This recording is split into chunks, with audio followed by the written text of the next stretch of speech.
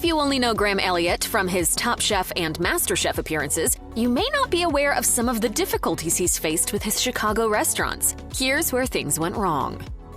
Even if a restaurant's food is near perfection, patrons will remember the overall experience, not just the cuisine. Much of that has to do with happy employees, which was an area where Graham Elliot has seemed to falter. Elliot saw a lot of success with his self-titled Chicago restaurant, which opened in 2008. It eventually earned 2 Michelin stars, but it also faced some serious accusations from former staffers. In 2012, 14 former waiters filed a lawsuit against Elliot, accusing him of pooling the waiters' tips and redistributing them among all the employees, including bartenders and food runners. Not only is this alleged practice a violation of federal law, but the lawsuit also claimed the restaurant failed to compensate employees with the required minimum wage. Elliot and his former employees reportedly reached a settlement in the suit. Though details about the settlement amount remain undisclosed, Elliot agreed to pay the former employees and did not publicly comment on the matter. It is unclear whether this dispute had an impact on Elliot's hiring procedures for staff at his other restaurants, but the scandal has certainly remained a blemish on Elliot's reputation.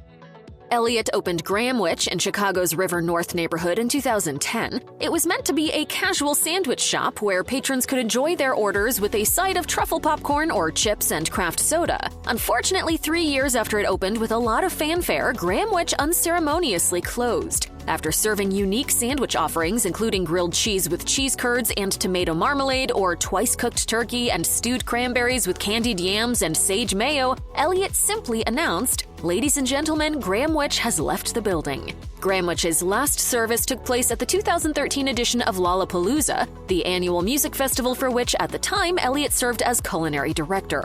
The details of why the shop closed remain undisclosed. Grahamwich did take some lumps while it was open, though. Time Out restaurant critic Julia Kramer wrote of the eatery, "The menu is a dilettantish assortment of international sandwiches that reflect not just repeated failures of execution, but a lack of care in their conception." Elliot tweeted the retort, "Sweet, the line gets shorter by one less person." Elliot's namesake restaurant was the crown jewel of his culinary empire. When the 120-seat establishment first opened, it was breaking barriers and upending tradition in the food service industry. Elliot told Chicago Magazine, "It was one of the first restaurants where everyone wore a t-shirt in the front of the house. Beams and ductwork and loud music, it seems a lot of people took that same model and ran with it." Over time, though, those features were eventually phased out to provide more of a fine dining experience, earning the restaurant 2 Michelin stars in 2013. But the accolade wasn't enough to keep the doors open, and the restaurant closed that same year. Unfortunately, the changes to the atmosphere seem to have altered the consumer experience a little too much. In its final weeks, the menu consisted of dishes from what seemed to be another reinvention of the restaurant, as well as a selection of some of Elliot's culinary hits, which included the foie pop, truffle popcorn, and his signature Caesar salad. Launched to demonstrate that simplicity can be a hallmark of good food, Graham Elliot Bistro's 2012 opening came with a menu that celebrated technique over artsy gimmicks. Featuring chops, steaks, and plates made for sharing, each dish showcased 3 seasonal elements to enjoy along with unique cocktail and wine pairings. Then, in April 2016, the restaurant closed for 3 days for some minor changes. Its final closure came only a few months later, with its last service at the end of August. Over the years, Graham Elliot Bistro underwent multiple rounds of closures for decor changes and menu modifications that included incorporating items that had previously been featured at Graham Elliot Restaurant. Unlike previous restaurant closures that were shrouded in silence or mystery, when the bistro closed, it was to change the name and concept, becoming Gideon Sweet. Elliot told Chicago Eater, "We've made some great updates this spring, and the restaurant is doing fine as a result. Yet we're not satisfied. We want to do more, and we want to push more. And we learned the only way to do that is to make a bigger opportunity for ourselves."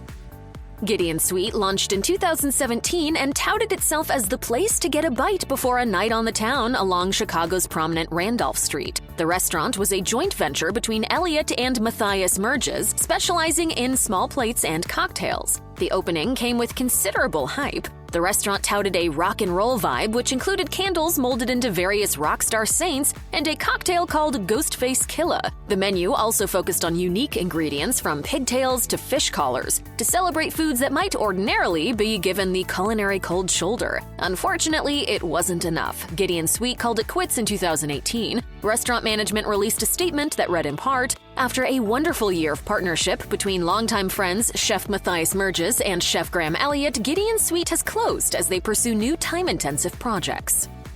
Despite his restaurants all closing, Graham Elliot has proven that he is capable of picking himself up and dusting himself off to try again. In October 2022, Paper City reported that the celebrity chef would be joining Chef Felipe Armenta to make culinary magic at a new Fort Worth, Texas steakhouse, The Duke. Armenta told the outlet, "We have so many new restaurant openings. I thought it was time to bring on someone to oversee it all." He further shared that he would be working on the menu together with Elliot. We brought on Chef Graham Elliot to help us button down the menu and give us his vision on what direction it should go. Soon after, the Star Telegram reported that Elliot would be joining Armenta in his expansion of 2 other restaurants, Pacific Table and Tavern Bar and Grill. At the time, Pacific Table had already been crowned the best of Dallas-Fort Worth by TripAdvisor. Armenta had set his sights on an additional 10-restaurant expansion with Elliot by his side. The collaboration definitely sounds like the start of an empire, but one definitely has to take Elliot's track record of closings into account.